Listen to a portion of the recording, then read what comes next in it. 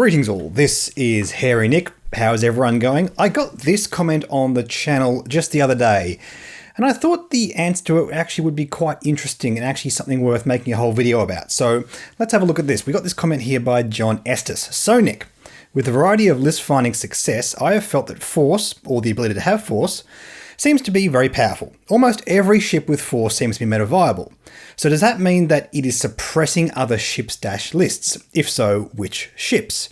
And I'm not going to bother answering that very last part of the comment because the answer to that very first part of the comment, in my opinion, is a resounding no. I do not believe that Force users are problematic overall when it comes to the game of X-wing, it comes to the meta, all that kind of stuff. But it is a very good question and something that is actually really interesting when you analyze the shift in the design from first to second edition. Now, for those of you who might be a bit newer to the game and aren't familiar with what Force and Force users do in X-wing, we'll explain that right now. Basically, any pilot card that is Force sensitive has this little symbol here in the bottom right hand corner of their pilot card. This purple symbol here represents Force and the number represents how many Force tokens that ship has. So it's kind of like the higher that number is, between 1 and 3, the more powerful a Force user that is. For example, generic Force users like Jedi Knight and Inquisitors get 1 token, where very powerful Force users like Anakin Skywalker, Obi-Wan or Darth Vader get 3. Makes perfect sense. And what this does is it allows you, whenever you roll any amount of dice on attack or defense, is to spend any one of those Force tokens to change one of the focus results during that roll to the corresponding hit or evade, depending on whether you're attacking or defending. Now, this is less powerful than spending a focus token because a focus token allows you to convert all of the focus results. But the key difference between getting a focus token and having Force tokens is, in general, you need to use an action to get a focus token. You don't have to use any actions to get Force tokens. They stay on your ship the entire game. Indeed, they recharge by 1 every single round, so you don't just deplete them and that's that.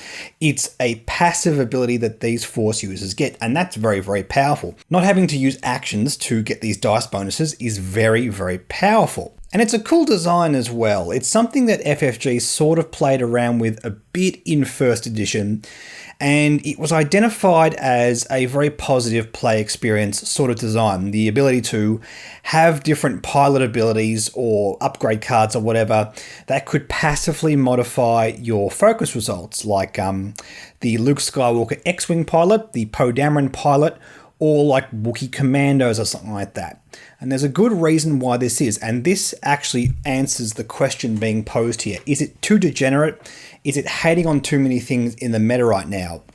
And the reason I say no, it's not, is because it's very finite and limited. It's powerful, but it's not modifying your dice beyond a certain point where it feels like it's just demonstrably unfair.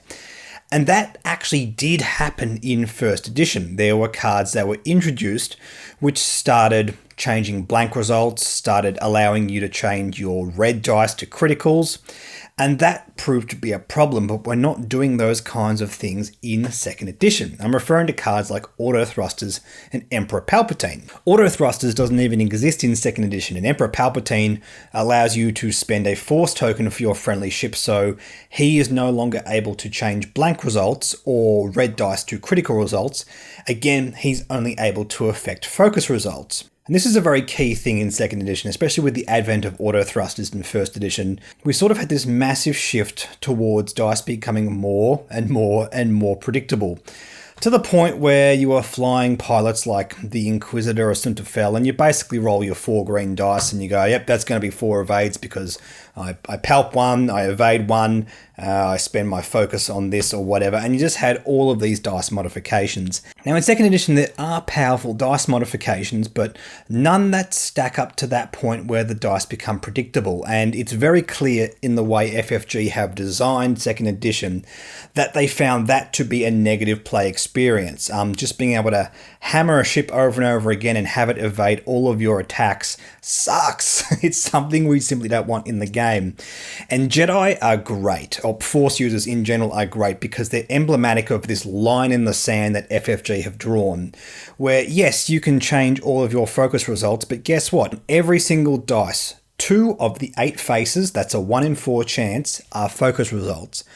Guess what? You don't roll them all the time. You don't even roll them frequently. You can roll 3 red dice attacks like several in a row and not see a single focus result. It's not mathematically unlikely. And that is a good thing. But the more you roll dice, the more you're likely to see focus results.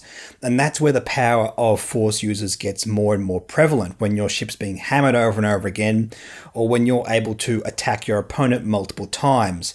But it's not consistent to the point where all of those rolls are giving you more and more results. Now, I should also point out, because I know some of you are going to be telling me that yes, there are certain things that are able to change blank results or even add results, like Nora Wexley on the Rebellion, or like Fearless on the Scum faction.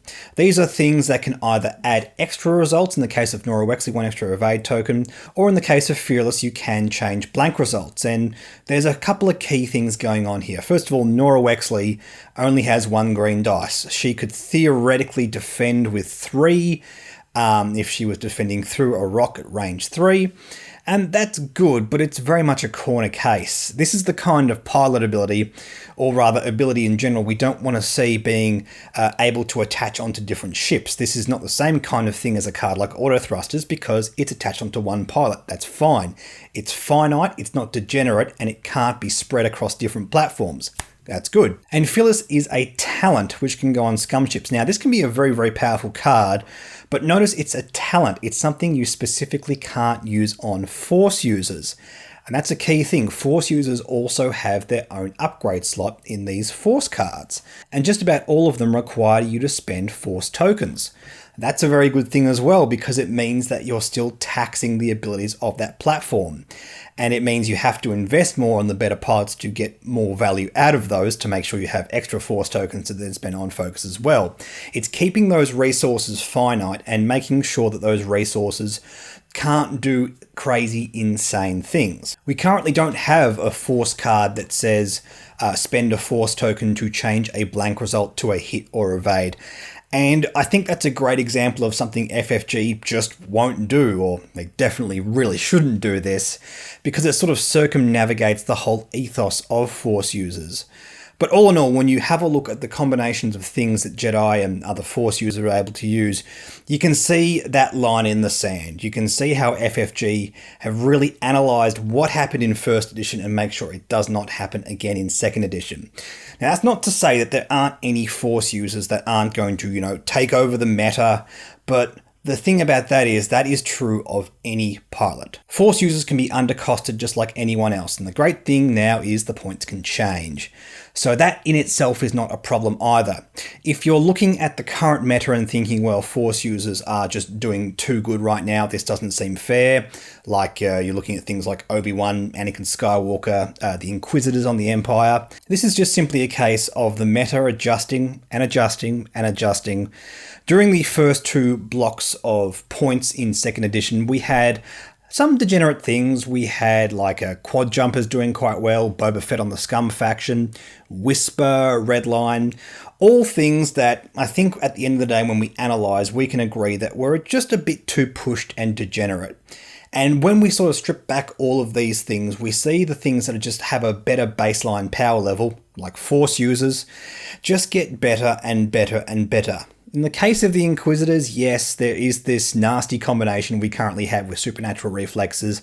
It's arguably just a little bit too powerful for its point cost, and I wouldn't be surprised if FFG sort of crunch those points together and make it a bit more expensive on the Inquisitor as a result of that.